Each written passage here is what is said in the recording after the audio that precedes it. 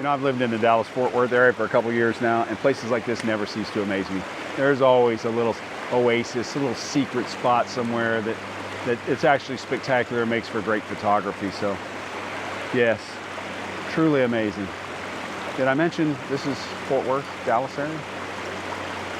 A waterfall. Pretty cool. Morning, YouTubers. Michael Scott, Scotty Man Photo. I'm here at Marion Sansom Park in Fort Worth. Thought I'd come down this morning and try to capture an image that I'd lined up previously. And there's a kind of a fallen tree across the creek, so kind of not ideal, but I think I can work around it. So, but nevertheless, we'll see. I'm not expecting any great skies this morning, but might get some reflective light, which might help the composition. So I'm really not counting on including any of the sky. So yeah, I think I can make this work, but we'll see. As always, I'll let you be the judge of that. Yeah, you can see the fallen tree right there. So kind of cuts off some of the stream here I was hoping to capture, but nevertheless, I think I can still capture these rocks here in the foreground to provide some foreground interest, and while also leading out to the background. So I'm really more unsure about the background than anything. So we'll see. Yeah, these rocks are pretty slick, so I definitely brought some water shoes this morning so I can get in here and not slip and fall. And we'll see how that works out. I've used them before. They're really good on moss-covered rocks. Still got to be careful though.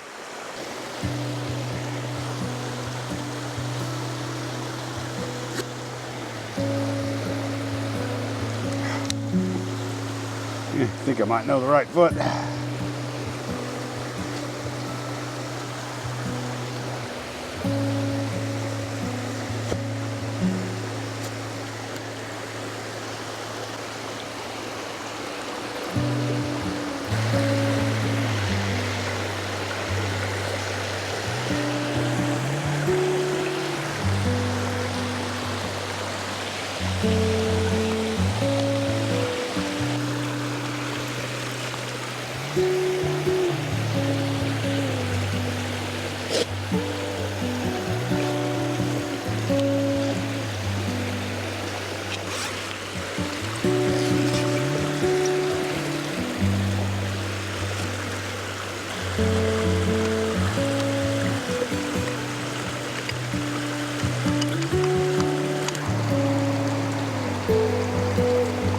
This fallen tree is actually providing me a seat, which I think is really going to work.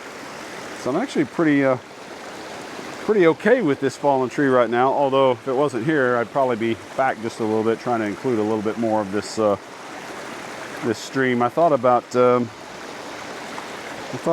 to include the fallen tree too, and I might still yet. So we'll see. Yeah, it's tempting to kind of want to just set the camera on the tripod, but truthfully, it's better to get the tripod out of the way, get your composition lined up, find the correct position with the camera, and then bring the tripod to the camera, not the other way around. You'll certainly get a better composition that way. And it's best to do it on your feet or not actually sitting down, but anyway.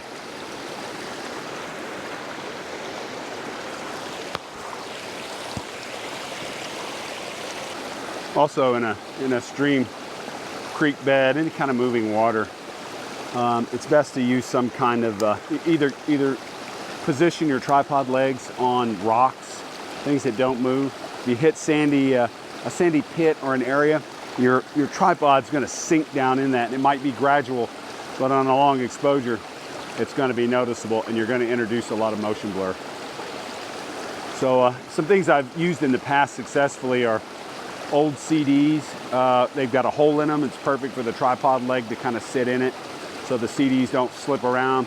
Even a small frisbee, 3 small frisbees are good that you can throw down, and they're lightweight too. Things you can carry that are lightweight. But long exposure noise reduction. You know, I've been meaning to talk about that, and I would definitely say that that's something that I recommend leaving on. And what it'll do essentially is any kind of hot pixel areas, it will it will capture those little bright hot pixel areas that show up in your image and essentially remove them for you.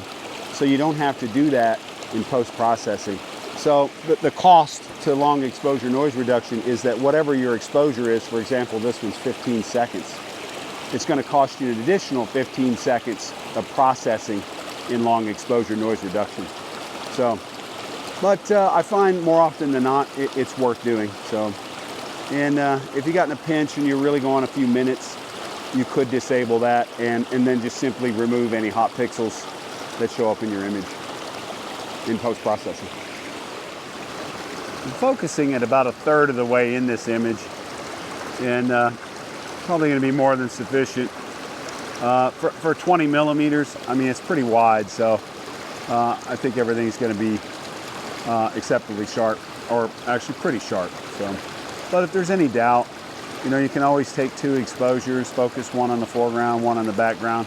At 20 millimeters, you're not going to need many more exposures than that. You know, the technicalities of the camera, operating the camera is certainly one aspect of landscape photography. I think you have to be able to, you have to know how to use the tools. But really, it's not about that. It's about the creativity and the composition. That's what it's truly about. So don't let anyone tell you how to shoot your images. Shoot your images how you want to shoot them. The sky is really getting kind of bright, so with this camera, I think I got enough dynamic range. I can pull out the shadows, but you know, you always shoot to the right. But you know, I don't want to blow out any of the highlights. So definitely shoot as far right as I can, but capture as much of the shadows as I can also.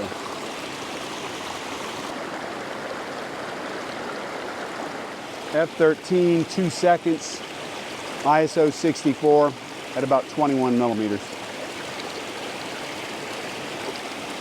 You know, before I forget, I noticed in the foreground there were a couple of sticks, and a lot of times when you have a piece of lumber, wood, whatever, and I really prefer it to be natural, so I don't want to, I'm going to pick a 2x4 up and get it out of here, but you know, when you have a couple of good-sized logs or maybe some branches that have fallen, and certainly when they're all pointing and kind of leading with the stream, which they tend to orient themselves in that direction anyway, they can certainly provide some interesting leading lines. So I wouldn't necessarily remove them or try to take them out of post, because I think they can add to the value of your image. You got a little motion blur in the some of the branches, a little wind, but I'm not too worried about it. I think it'll be all right.